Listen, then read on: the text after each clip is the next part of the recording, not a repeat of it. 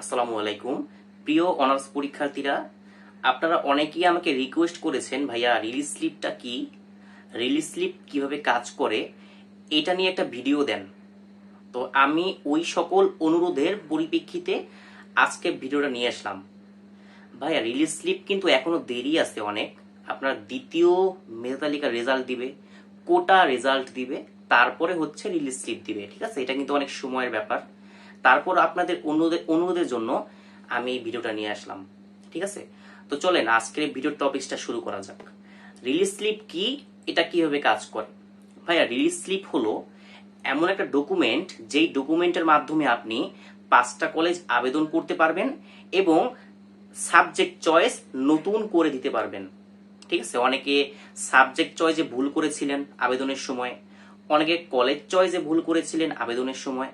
তো এই ভুলগুলো আপনি রিলিজ স্লিপে সংশোধন করবেন। ঠিক আছে, আবার যাদের সাবজেক্ট পছন্দ হয় নাই, যাদের কলেজ পছন্দ হয় নাই, তারা সকলেই রিলিজ স্লিপে আবেদন করবেন। তো মোট কথা বলা যায় রিলিজ স্লিপের মাধ্যমে ম্যাক্সিমাম শিক্ষার্থী তাদের পছন্দের কলেজ এবং পছন্দের সাবজেক্ট পাওয়ার একটা সম্ভাবনা আছে। ঠিক আছে, তো এখন কথা হচ্ছে রিলিজ স্লিপটা কিভাবে কাজ করে শুনেন। তাহলে রিলিজ স্লিপটা হচ্ছে আপনি যখন 5টা কলেজে আবেদন করবেন এবং নতুন করে সাবজেক্ট চয়েস দিবেন, তখন 1 নম্বরে যেই কলেজটা দিবেন সেই কলেজের প্রায়োরিটি বেশি। অর্থাৎ ওই রিলিজ স্লিপটা ন্যাশনাল ওয়েবসাইট ওই কলেজের কাছে পাঠিয়ে দিবে।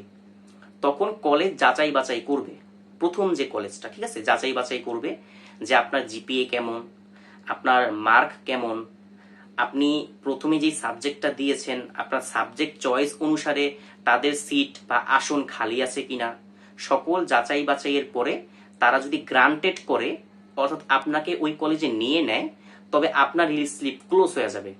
আপনি ফলাফল পেয়ে যাবেন যে আপনি রিলিজ স্লিপের মাধ্যমে অমুক কলেজে চান্স পেয়েছেন। ঠিক আছে, আর যদি প্রথম কলেজটা যাচাই বাছাই করে আপনাকে রিজেক্ট করার পরে আপনার ন্যাশনাল ওয়েবসাইট আপনার রিলিজ স্লিপটি দ্বিতীয় কলেজের কাছে পাঠাবে। অর্থাৎ আপনি 2 নাম্বার যে কলেজটা দিয়েছিলেন ওই কলেজের কাছে পাঠাবে। পাঠানোর পরে ওই 2 নাম্বার কলেজ সেম যাচাই বাছাই করবে। যাচাই বাছাই করার পরে সেও যদি রিজেক্ট করার পরে 3 নাম্বার কলেজের কাছে ওইটা যাবে, আবেদনটা 3 নাম্বার কলেজের কাছে যাবে। ওই সেম ভাবে তার যাচাই বাছাই করবে। এরকম যাচাই বাছাই করার পরে আপনি যে কোনো একটা কলেজে আপনার পছন্দনীয় সাবজেক্টটা পাবেন। ঠিক আছে, আপনার পছন্দের সাবজেক্ট পাবেন এটা 100% শিওর, কিন্তু পছন্দের কলেজটা নাও পেতে পারেন। ঠিক আছে, কেন পেতে না পারেন? কারণ ভালো ভালো কলেজের আসন কিন্তু প্রথম মেধা তালিকায়, দ্বিতীয় মেধা তালিকায়, কোটা রেজাল্টে এই কলেজগুলোর আসন প্রায় পূর্ণ হয়ে যায়। ঠিক আছে, এই কারণে হচ্ছে পছন্দনীয় কলেজটা নাও পেতে পারেন, বাট পছন্দনীয় সাবজেক্ট পেতে পারেন। ঠিক আছে, তো এইটা হচ্ছে রিলিজ স্লিপের কাজ। ওকে, তো আশা করি সকলেই বুঝতে পারছেন।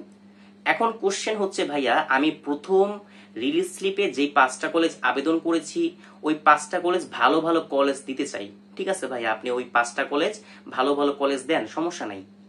আপনি যদি ওই 5টা কলেজও চান্স না পান, আপনাকে আবার দ্বিতীয় রিলিজ স্লিপে একটা আবেদনের সুযোগ দিবে।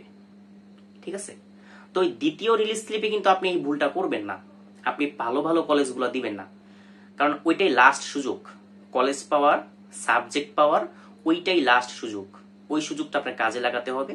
তো এই কারণে আপনি একটু লো কোয়ালিটির, লো রেঞ্জের কলেজগুলো দিবেন, যেন আপনি সাবজেক্টটা অন্তত পান।